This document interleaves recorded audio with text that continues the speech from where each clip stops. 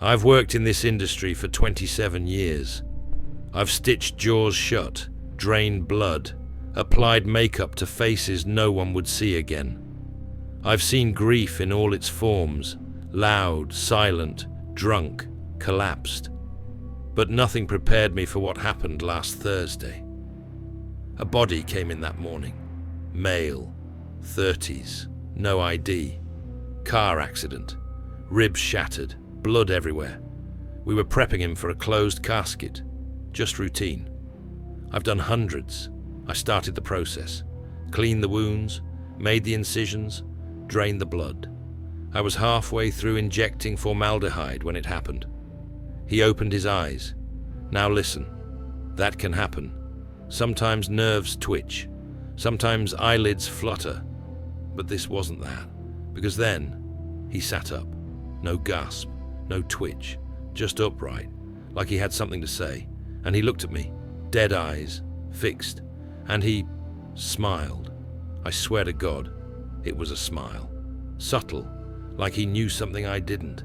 I couldn't move, I couldn't scream. I blinked, and just like that, he was lying down again, like nothing had happened. I zipped the bag, trying to convince myself I'd imagined it, but right as I closed the zipper, I heard it. A whisper, barely audible. Wrong box. I didn't sleep that night. I pulled the security footage the next day. It showed exactly what I remembered until 3:11 a.m. Then it cut to static for 2 minutes, right as the body moved. I tried to report it. The files went missing. So did the tag on his toe. The only document left was a post-it that said, "Kearns, do not bury." But the county made the call. We buried him. 2 days later, a woman came to the front desk, said her brother Jacob had been missing for 10 years, said he'd looked exactly the same the day he vanished. She showed me a photo. It was him. Not older, not injured, just exactly the same. I don't know what we buried. I don't think it was human, because now things are happening again. Last night, drawer 17 opened by itself.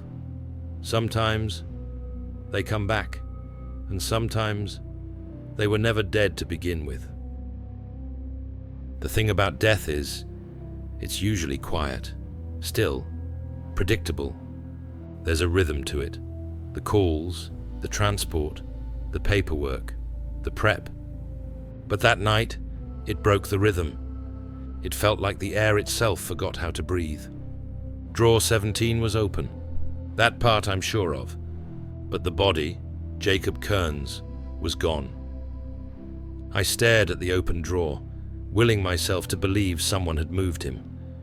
Maybe I'd misfiled the storage logs. Maybe one of the assistants made a switch I hadn't noticed. But no, there was only one body tagged Kearns, and it was supposed to be right there. Not missing. Then I felt it. The air changed. It wasn't cold, not exactly. It was dense, like something heavy was pressing against my skin. And then I heard breathing, right behind me. I turned fast, faster than I meant to, and there was nothing. But I swear to you that breathing was real. I felt it on my neck. I closed the drawer, locked it, stepped back. The hallway was silent again, too silent. I hurried to the office and pulled the security feed. Same setup as always. Motion-triggered cameras, 24-hour loop, time-stamped logs. I jumped straight to 3 a.m. Playback was normal until 3:11. Then, just like last time, static. White snow, full volume, 2 full minutes. And when the video resumed, drawer 17 was closed. But I wasn't in the frame. I scrubbed back, frame by frame. I watched myself walk into the hallway at 3:10. Then static.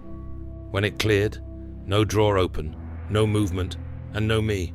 I never walked out of frame. I just disappeared, like someone had edited me out of reality. For a moment, I thought the system had glitched. Maybe I missed a power surge. Maybe someone tampered with the footage. But the real question was worse.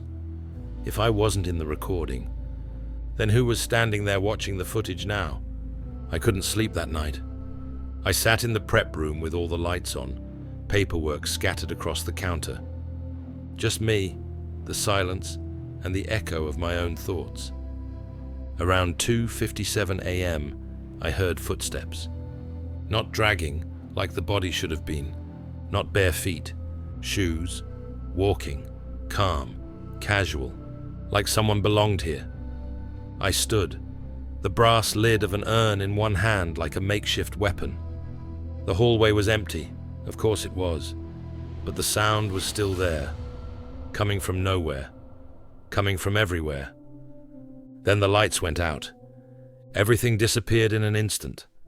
No humming, no buzzing, just silence. Even the power backup stayed dead. I couldn't move. And then, the whisper came again, right by my ear. Wrong box. I blacked out. I don't remember falling. I don't remember the floor, just the voice, and a feeling like something slid into me, like something watched me fall from inside myself. I woke up in my office, sore, drenched in sweat, fully clothed. The lights were back on. The cameras were running.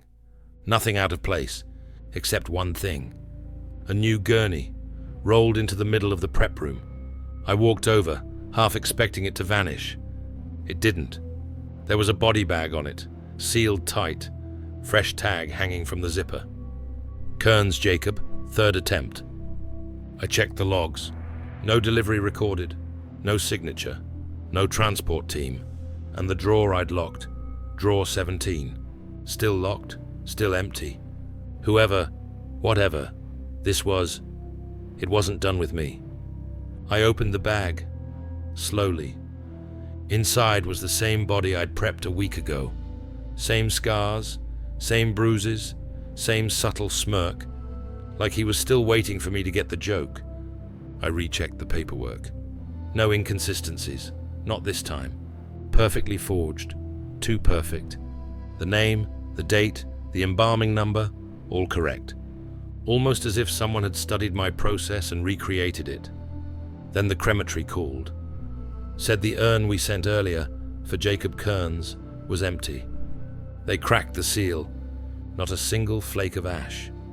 Just vacuum inside, hollow as a drum. They thought we made a mistake, but I hadn't sent the urn. At least, I don't remember doing it. That's when I noticed the calendar on the wall. It was dated 3 days ahead. I'd lost time, hours, days maybe. No memory, no clue. Just that name showing up again and again. Jacob Kearns. I started researching. Old databases, closed records. Eventually I found something. An incident from 2013. Same name, same face. A death certificate issued by a county halfway across the state. No family listed.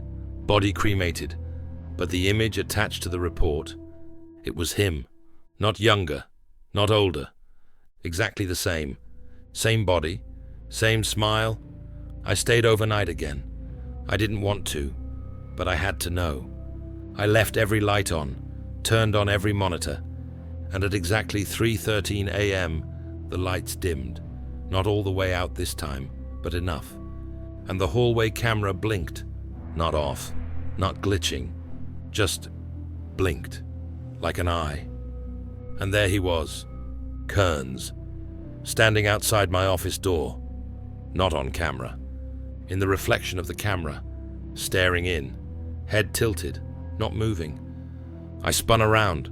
The hallway was empty, but on the screen, he was still there, still watching, and he lifted a hand, raised a single finger, tapped the glass, once, twice, 3 times, and smiled. I ran. I made it to the street, gasping in the night air. I stood under a streetlight, and finally, felt like I could breathe again, until I looked at my hand. There was a toe tag in it. I don't remember picking it up. Kearns, Jacob, property of Facility 13. I called the crematory again, told them not to open anything else with that name, told them to incinerate the paperwork, told them I was out. That was 3 days ago. But every night, my security system triggers a motion alert. Same time, 3:13 a.m. And when I check the cameras, there's nothing there except the drawer, always just slightly open, always waiting.